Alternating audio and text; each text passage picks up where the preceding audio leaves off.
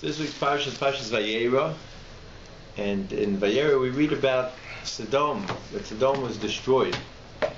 And the reason why they were destroyed, it says in the pasuk, is Ki Raba Roas Sodom, that Hashem told Abraham that I would have to destroy them. And if you look inside the pasuk, I'll read to you the pasuk. It's Perek Chaf.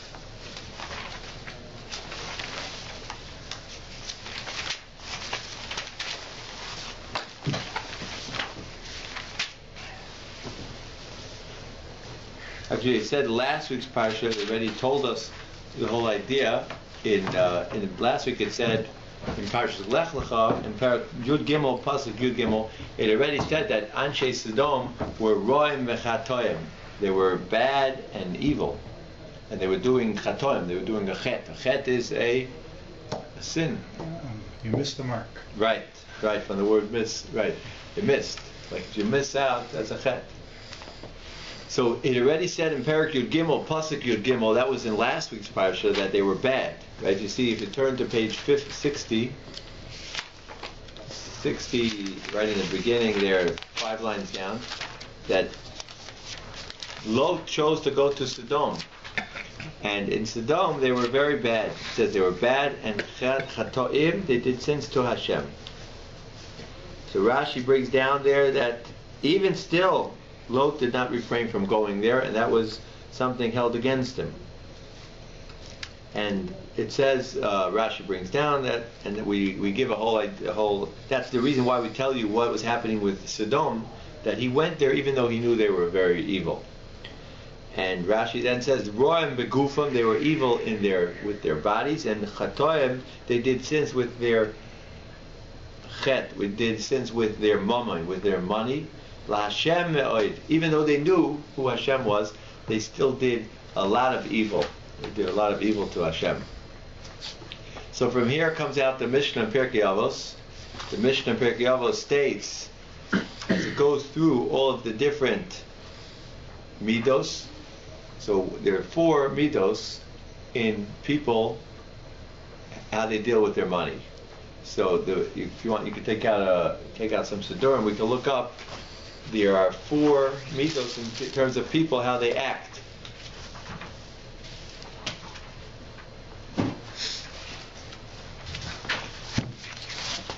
Is this minor, yours? Right. Yes, you got it. So it's in Perek Avos, Parakeh Mishnah Yud, page 566. Actually, 574.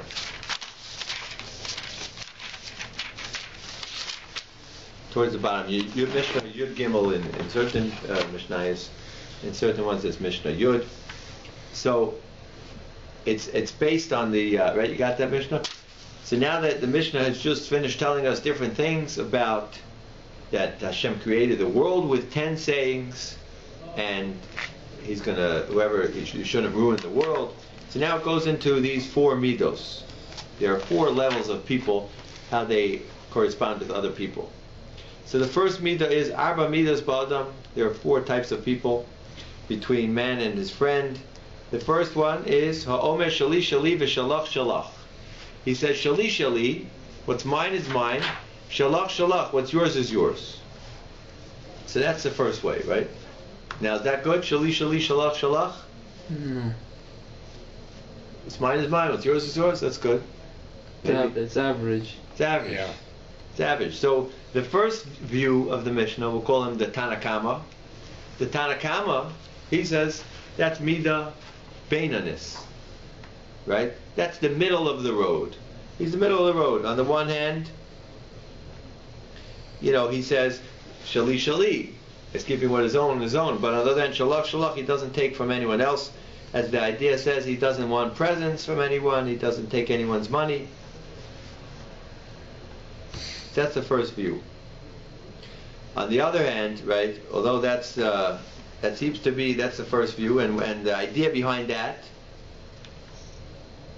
doesn't come out too good. What's the idea behind that? This is the characteristic of Sodom.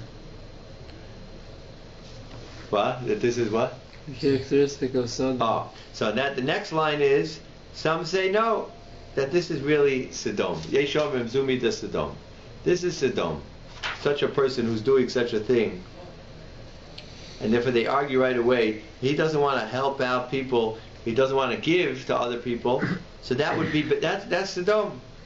Just like it says, a pasuk, it says that the idea of Sodom is they don't want to help anyone.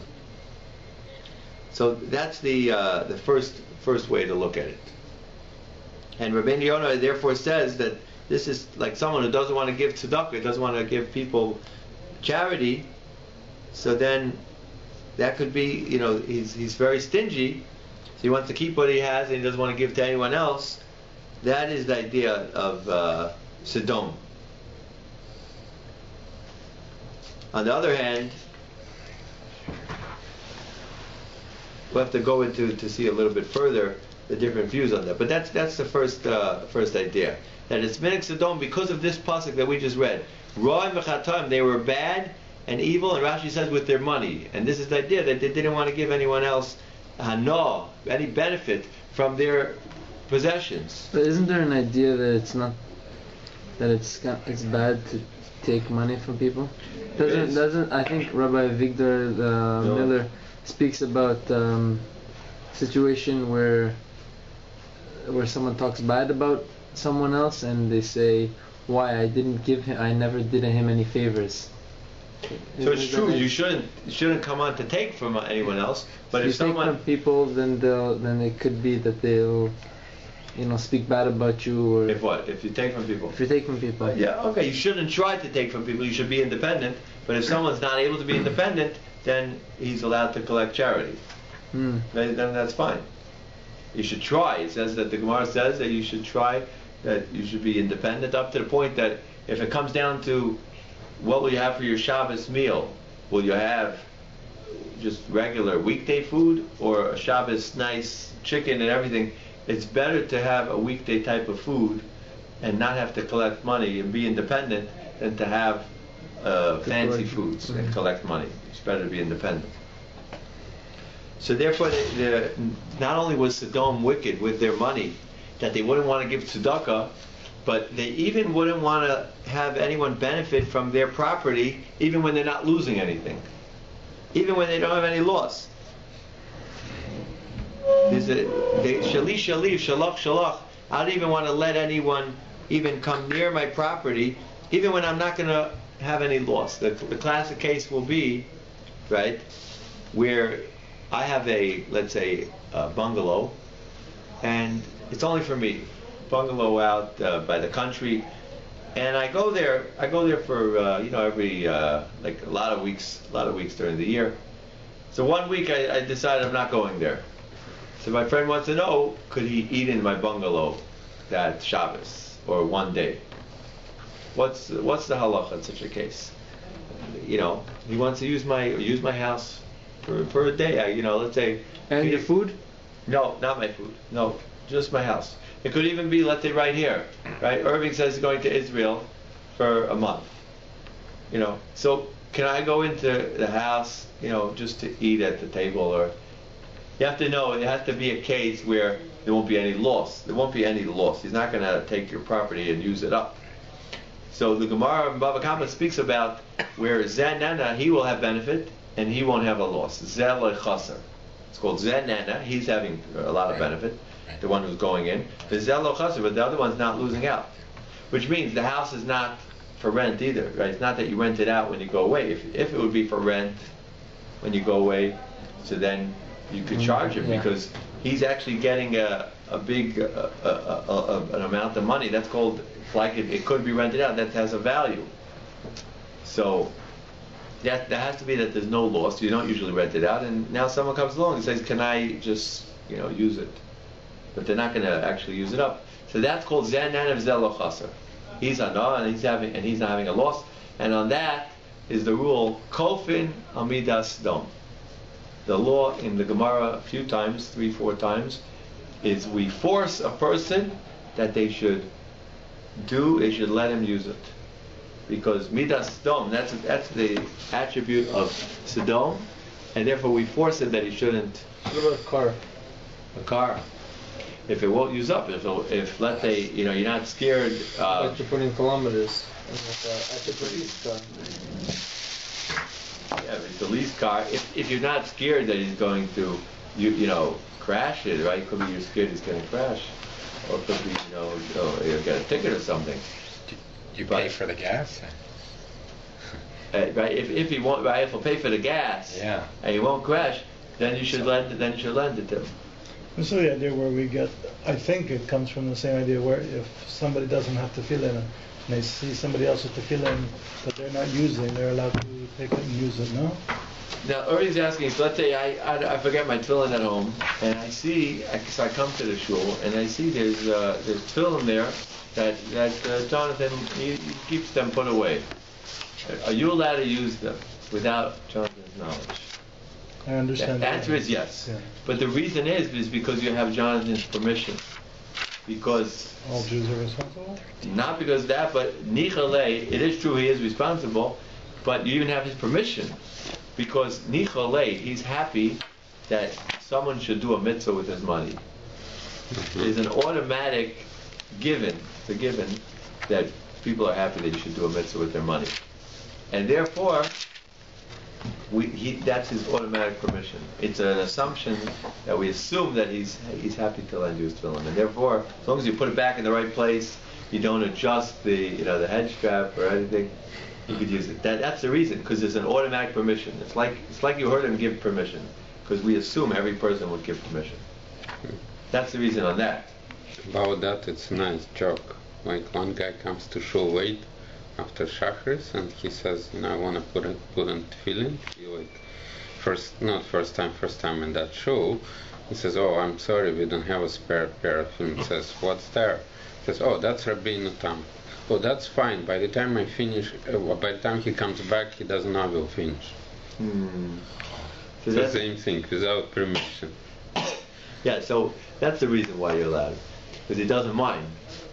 But in terms of here we're dealing with where, I'm asking you, and I say, Mr. Klein, can I please, use your, if it's a sefer, then again you'll have the idea of mitzvah.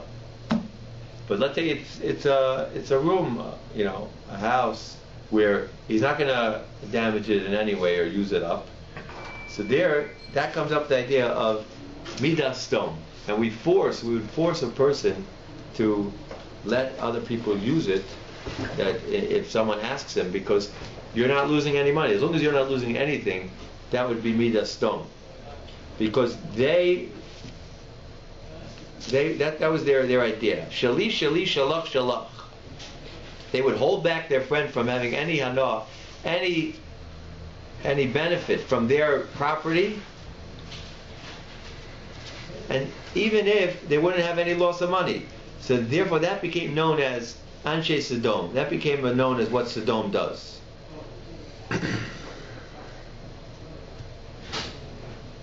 So this is according to the main idea, it's where there's no loss, right? There's no loss. You need two ideas. Number one, if there would be a loss, then we wouldn't say that. We wouldn't say that you have to do it. You have to give it to them. That wouldn't be a case of Sodom.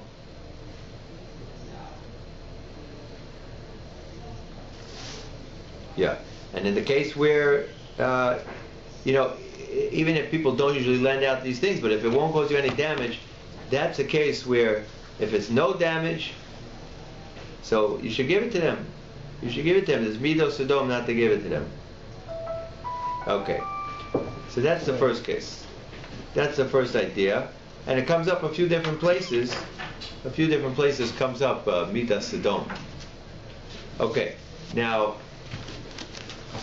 just to go into that case a little bit, this case of what we're saying, right? Midah kofin al midas Sodom, right? So this is called zenan v'zel chaser. Right? He's having hana. He's having benefit and he's not losing anything. I'll give you another case. Another case where it also comes up a lot. Right? This first case was a classic case in Bava Kama. Right? It can even go, right? You could say, because I could say to him over there, what are you losing out?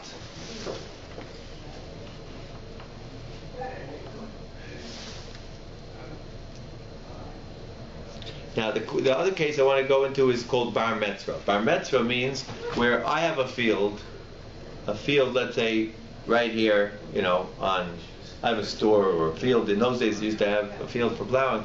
And the field is on, let's say, right here on Bathurst. And then someone wants to sell another field right down the road, right next door. So I come and I say, I want to buy it. And someone else comes, they say they want to buy it. So who's able to buy it? Who is the obligation for the seller to sell it to? Right? Which means I have a field right here.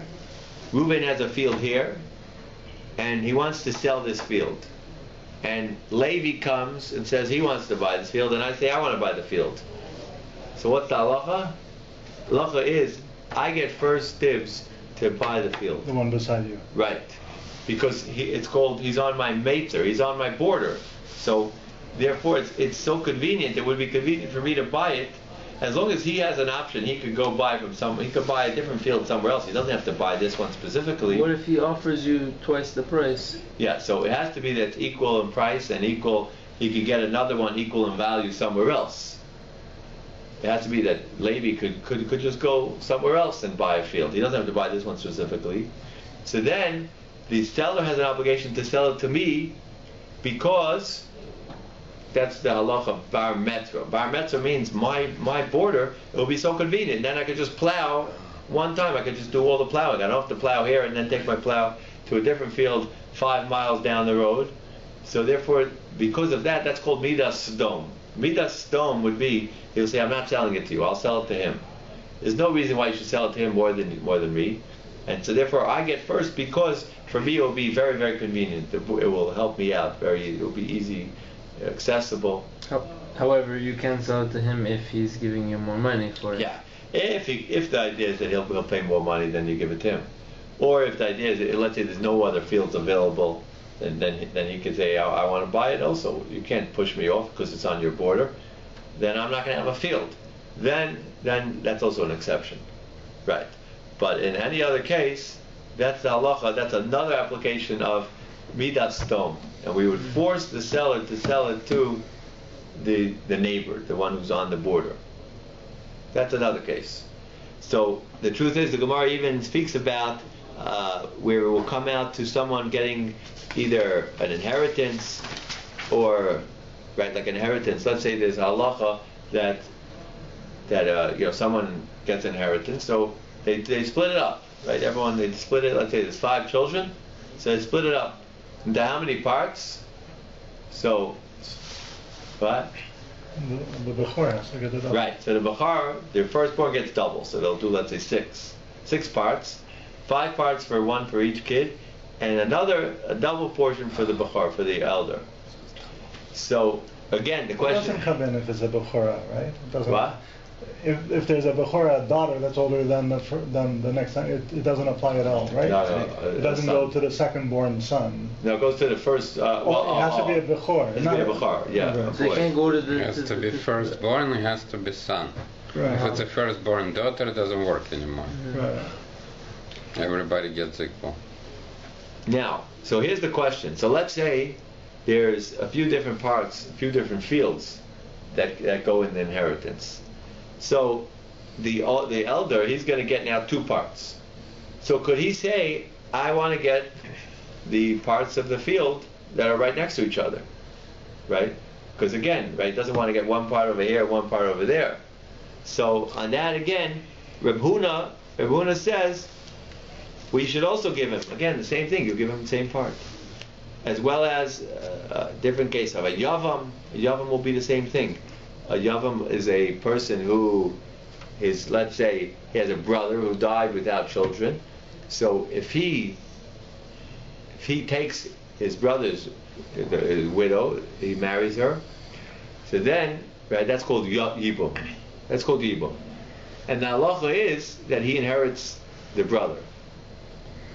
So there again, Meaning he gets everything that he has, the brother had, right? He can take the status of a Bechor? I think he gets a double portion from the brother, I believe. We'll have to check that up. I think that would be another case where he gets 2, and again, he could get both on the same side. Okay, so these are a few cases that comes up in the Gemara. This is part 1. Now, part 2, I want to go back just to, this comes up a lot, this idea of Midas Stom, and there's something to keep in mind, when we're working it out, always to try to, be generous and give. And Rabbi Yonah says this is talking about even giving tzedakah, that this midah, right? You see Rabbi Yonah, he explains this idea of giving tzedakah also. So it's something to work on. Okay. Now I want to just go into one more point at the beginning of the parsha. Let's go to the beginning of the parsha. A separate point. So let's see what happened. Vayera, Parshas Vayera. Yeah, let's turn to page 78. You got page 78? Yeah. Vayera elav Hashem be'elonei mamre. Right? It says that Hashem appeared to Avraham in Elonei Mamre. Elonei Mamre was a place. Hu Yoshev, and he was sitting. This was right after he just did the bris milah, right? We spoke last week that he did the bris milah. So now he was not feeling well. It was the 3rd day after the bris milah. So Hashem came to visit him to do the mitzvah of... no, Hashem... Visiting the sick. Which is called in Hebrew? Bikacholim. Bikacholim. So he came in and Hashem was sitting there, and then the 3 men came. So there's an interesting thing to think about. Which is, I have a question. Yeah. 3 men was 3 angels. 3 angels, yes, but they were dressed up like men. Yes, but who sends the angels? They don't come by themselves. Right. So he came and he's sending the men in the same time. Right. He knows what he's doing. Definitely it's not us. Right. So up to the point that it was a test for Avram. What would Avram do? What would you do if Hashem visits you and Hashem is being mevaker chola? He's visiting the sick. And then some people come by and they need some food. And you could do achnas v'zarchim for them. You could bring them into your house and give them some food. So what would you choose to do? If I was sick? Yeah. Stay in bed. But let's say you have some power. You're able to bring in some people, some guests to your house who need a place to eat. But Hashem is coming also to visit you at the same time. So you have a choice. You could either be there with Hashem and host Hashem and be there. Hashem's coming to visit you, so you'll stay there with Hashem, or you could go out and see what the guests need, give them some food. So it's an interesting idea that Avram he left Hashem. He told Hashem, he said, please wait. He said in Pasuk Gimel, the 3rd Pasuk, Vayemer Hashem, if you find favor, if I find favor in your eyes, I'll nasa avar me'alavdecha. And according to one pshat, that he was telling them to Hashem, Rashi brings down 2 pshat, and one pshat was he was telling Hashem, please don't leave me. I want to go and bring in the orchim. I want to get the people who need something to eat. I'll give them something to eat. Isn't that what Hashem would want, really, though? Yeah. Oh, so the Gemara learns out that it's greater to have hospitality and to welcome in these wayfarers who are going around and they needed somewhere to eat. It's greater to go help them out than to be there with Hashem. What would it be considered? Achnasat orchim? Yes. And therefore, as David is saying, that it wasn't a problem. You might ask, is disrespectful? It wasn't respectful. But no, the answer is because that was like doing what Hashem wants. Number one, and he was that was serving Hashem. That's called serving Hashem, to serve Hashem's creatures. Yeah, so that's interesting. Although they also do speak about the fact that he was in the middle of a mitzvah. So usually we say the rule that osek b'mitzvah pater min mitzvah. If you're involved in one mitzvah, you don't have to do another mitzvah. You don't have to break for a different mitzvah, right? Let's say you're in the middle of. What was Avram in the middle of doing? I mean, talking to Hashem. But The mitzvah, right?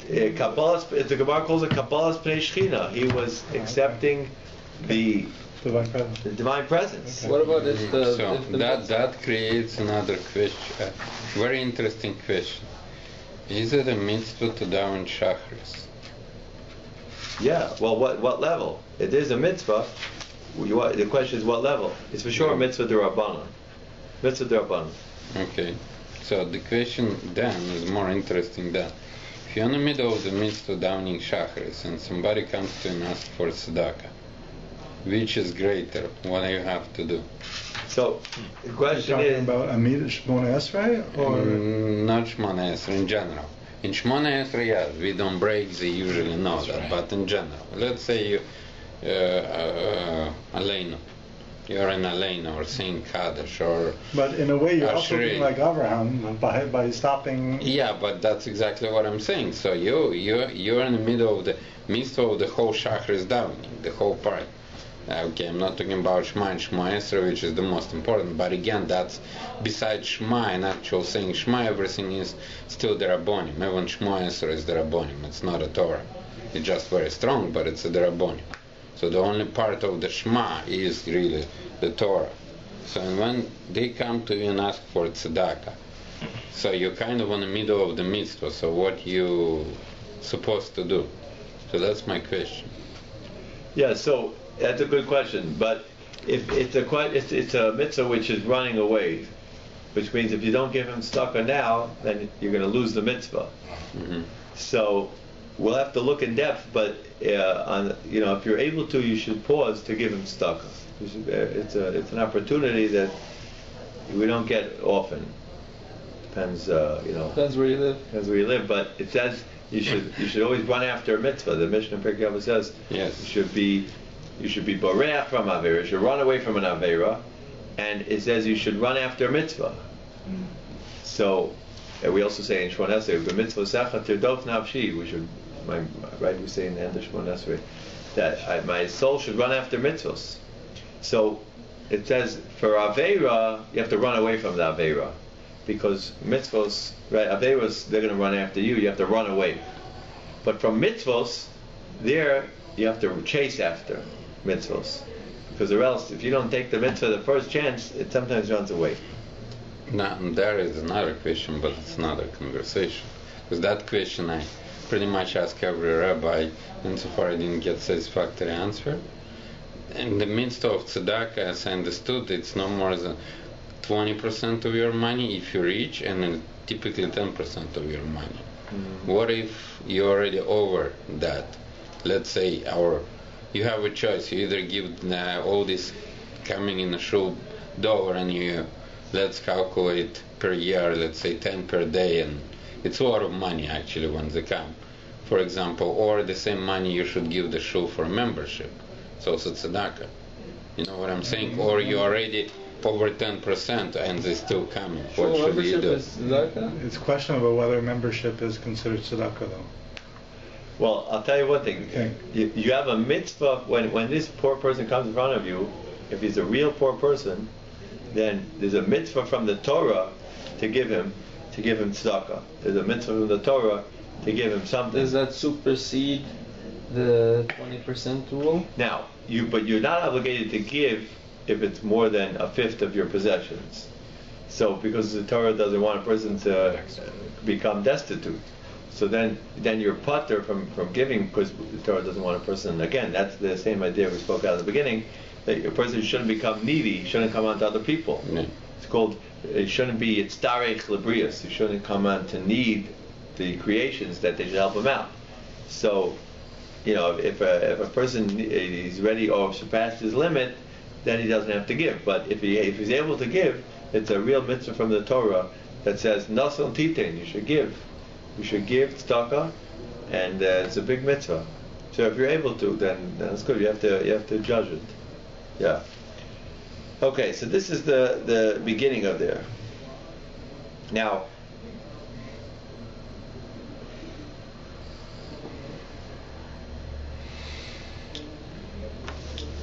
so I just want to bring down one idea here in terms of this whole idea of these three people came, right? These three Arabs came in, and they needed a place to eat. So the question is, what's the first word in the parsha? First word in the parsha is Vayera elav Hashem be'elonei mamre. What does that mean? Appeared. Hashem appeared to him in elonei mamre, and here's the story. The story was that he was sitting there in the heat of the day, and he lifted his eyes and he saw three people.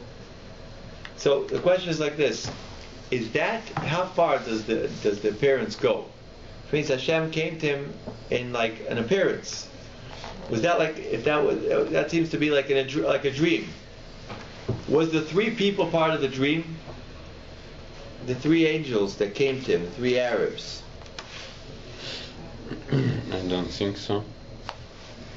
Right? The Vayera elav Hashem, Hashem appeared to him, right? And now it explained to him. Now we're going to explain what was the whole appearance about.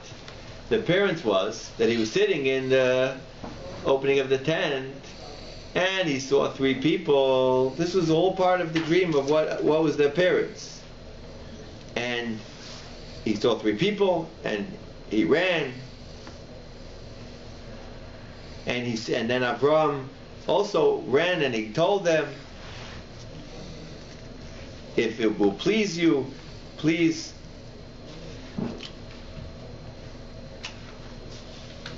don't pass by me, come inside. Or it could be that Abraham didn't even run. It could be that was all part of the dream. Vayera elav Hashem, he saw these three people, and the three people came to his house, and he saw himself sitting by them, and he saw himself running to them, and he saw himself saying, don't pass by. And that was all part of the story of the nevuah that he had. That was all part of the prophecy that he had. What do you think of that, Irving? You had such a shot? The fact that there were three malachim there, that was part of the nevuah, or he didn't actually see them. Right. Is that what you're saying? Right. But it says he says Hashem appeared, but he says he saw. Like appearing it's not, to me, it's not as physical as he's been seeing. So, the question is, how far does the first word in the parsha take you? Vayera elav Hashem, Hashem appeared to him. He had nevuah in elonei mamre, in this place called elonei mamre, and that was the beginning. That's how it explained, and then it started to explain what was the Vayera. What else appeared to Abraham, right? After that, maybe it continues on and explains what else happened, right? That because the question is, are you able to see an angel? Is a person physically able to see an angel? Not normally. So the question is, if you can't see an angel, so then maybe it was a dream. So it could be all this is a dream anyway. Could a person see an angel? From what I understand, no. So here this fits good. That part of the appearance was in his dream that he saw the angels. We don't know when you see because angels disguise themselves, you don't really know. When you see the person, sometimes somewhat strange person on the street that just give you advice and walks away and disappear, whom you really see, because like it is a midrash, I've read that part of it will play with that, but part is not. That those three angels, because they ate, and they had to eat because they have to honor Avraham, they knew his stature, they couldn't not to eat, but in just really not eat, they got stuck here on earth, they couldn't come back. So the two of them went back in the Yaakov's dream, which is played again that it's another dream. But the third one got stuck all the way until the time of Shimshon, and if you remember the episode when the Shimshon was born, there was an angel, he said. He didn't say that he's an angel, but there it's a reality. Yeah. They're not a dream anymore, they're not dreaming. So this is the big argument. The Rambam writes in Moreh Nevuchim, the Rambam says that you can't see angels. It's impossible to see angels. And therefore it has to be that it was all part of the dream that Hashem appeared. Hashem appeared to Abraham in this, right? Also, right? The Vayera love means he had an appearance of Hashem, right? It's not that Hashem came physically. So part of that appearance was that he then saw three people.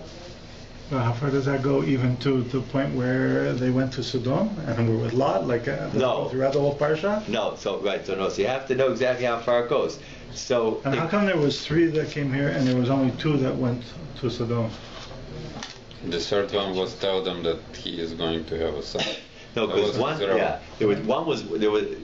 malach, one angel can't do two missions. So there were three angels. One angel came to Abraham. Why? The first angel came to Abraham. To tell him of Sarah. Tell him that Sarah was going to have a baby. The second angel came to help him. Refuah, to help him get better.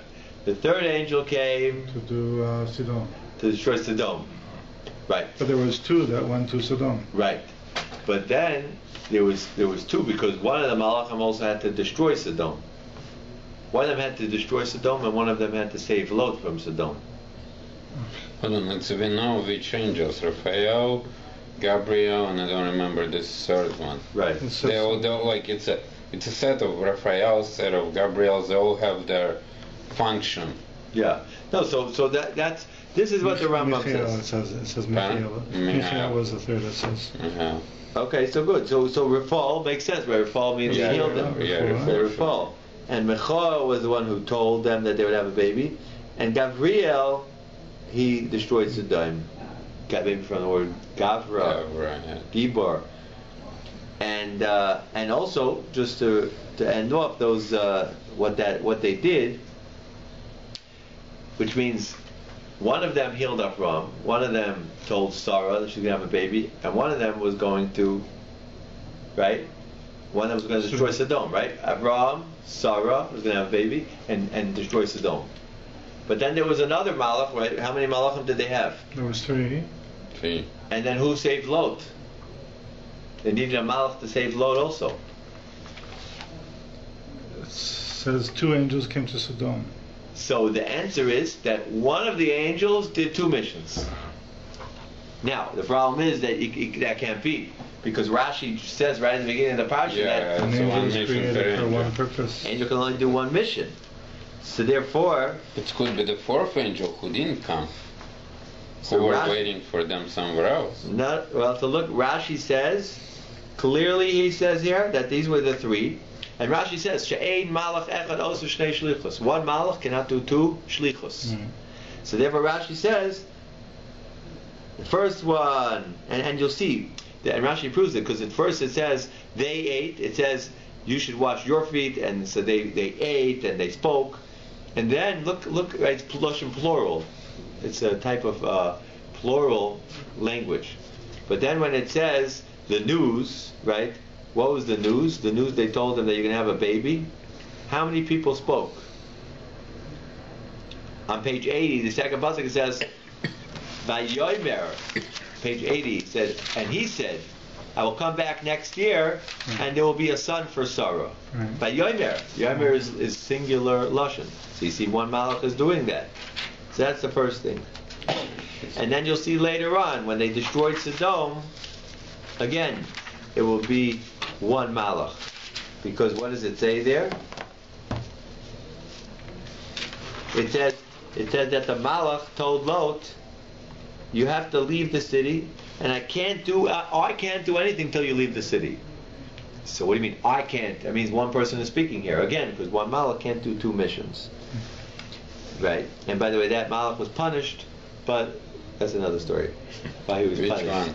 The malach Gabriel. Because Gabriel said, I can't turn over the city till you leave. Right? That's the... He was punished because he said so, or because he said those words. No. Hashem's will, though, no? He was to destroy the city was Hashem's mitzvah, but he told such words. He spoke it out in this type of fashion.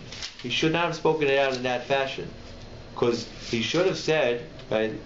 He said, let's look up the pasuk. Let's see inside. The pasuk says, Perik Yotes pasuk Chaf Beis, which is on page 890. Page 90, pasuk Chaf Beis. He says, I will save you and your family. I'll save and I won't destroy. Livilti hafchias here. I won't turn over this city that you're going to go to. But he said in Pasuk of Beis, Maher, quickly, Himalay Chama, escape there. I can't do anything until you go to the next city. I can't destroy Sodom until you leave. So Rashi brings down in the first column 3 lines from the bottom on page 88. He says, Kiloi uchal. Rashi says, this is the punishment for the Malachim. Actually, here he didn't say anything wrong. Here he said he's not able to. But if you look, turn back one page back, he said, who's in the city? Lot. He called Lot. So in verse Yud Gimel it said, you have to take everyone out of the city, because we are destroying this place. We are destroying the city. We are destroying them. So Rashi says over here, we are destroying them.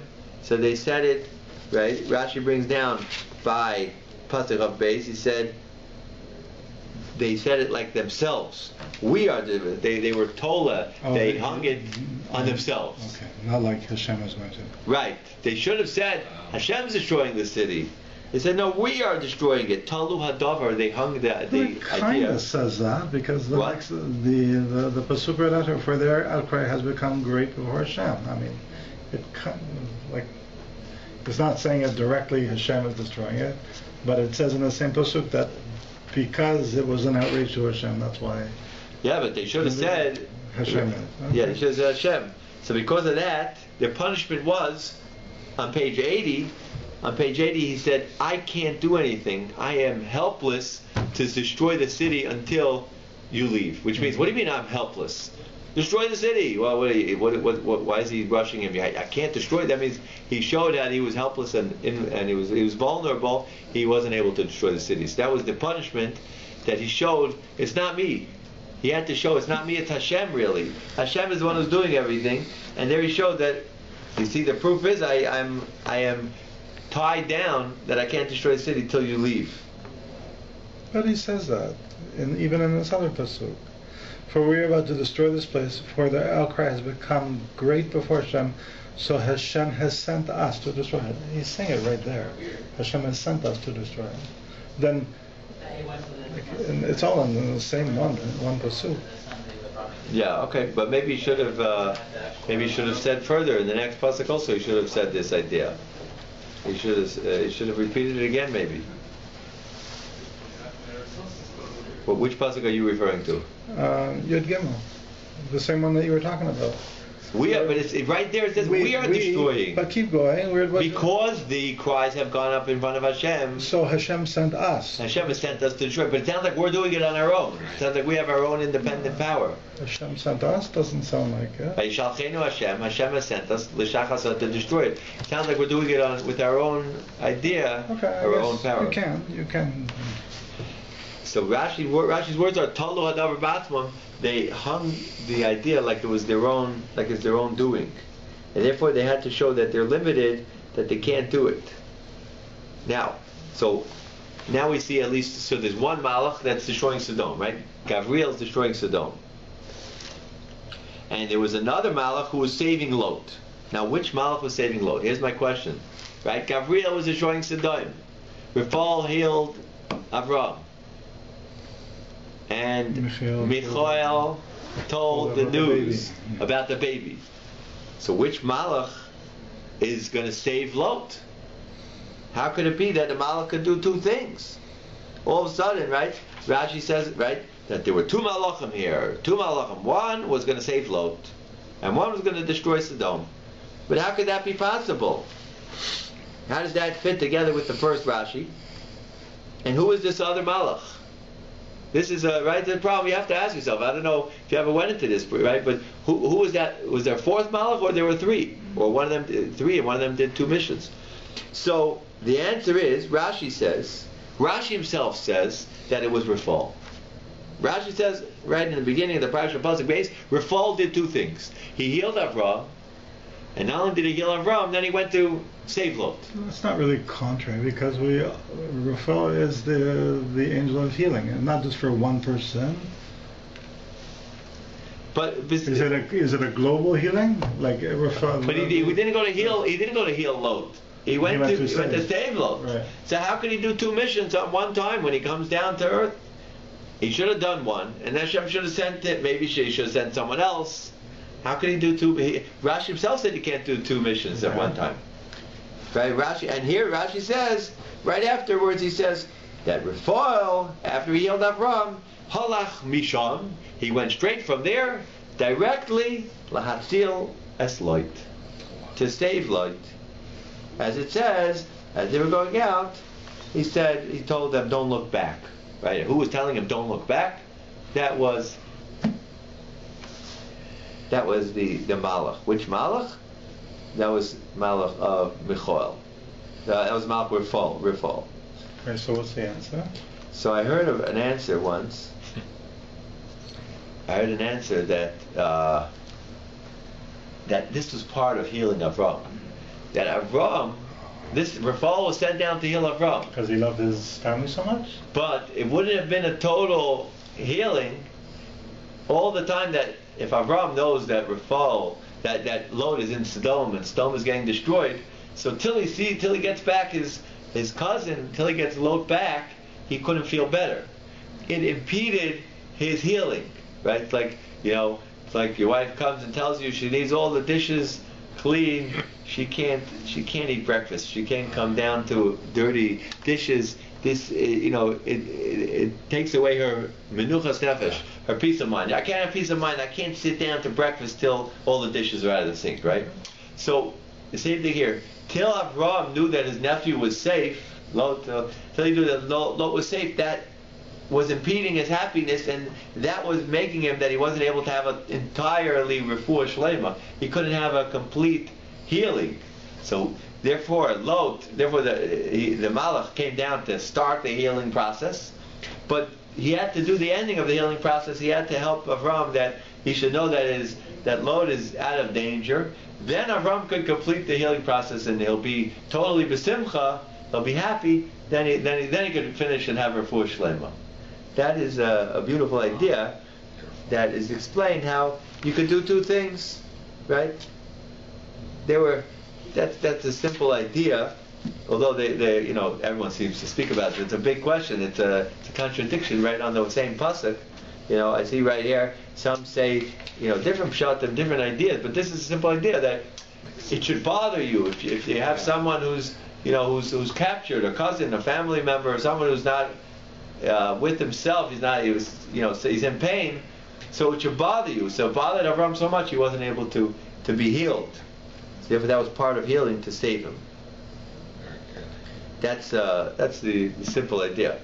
Although they say there's different ideas, you can see different pshatim. The Maharal himself speaks about this, different ideas how to answer this up. But this is a beautiful idea how to explain it.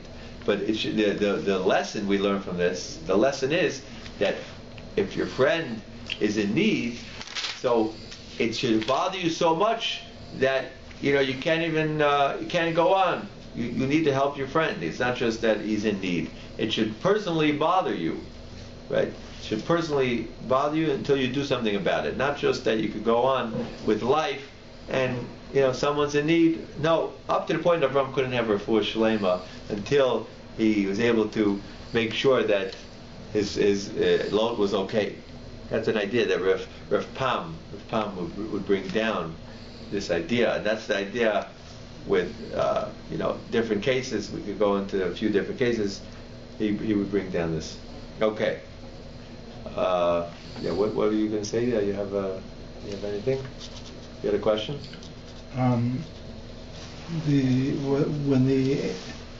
When the townspeople of Sodom wanted to get at the angels that came, Lot says, "I'll give you my daughters, who have not known men." But it says something about a son-in-law. Like, how many children did Lot have? Besides the two that were so we look up the pasuk, right? The pasuk is on page 86. Pasuk 12. So the first he said he has two daughters. Two daughters that were unmarried. That we know of, right? Yeah. Then he said later on, right? The man asked him. The angel started asking him conversation. Who's here? Right. So in Pasuk Yud Beis it says, he said, who's here? Chasan ubanecha ubnesecha. He said he had a son-in-law, right? And sons and daughters. Right. And therefore he said you should take them out, right? So it comes out that he had a few. He had at least two daughters who were married. Rashi says that B'nai B'nai. The bottom line on that page in Rashi says that he had children from his daughters. He had grandchildren, and therefore he said, "Who else is here?" So he must have had other daughters and that had children. He had, right. So he had two daughters who were married in the city, and he also their son-in-laws. He said they will be able to escape with you. They will be able to escape with you, as well as the two single daughters also.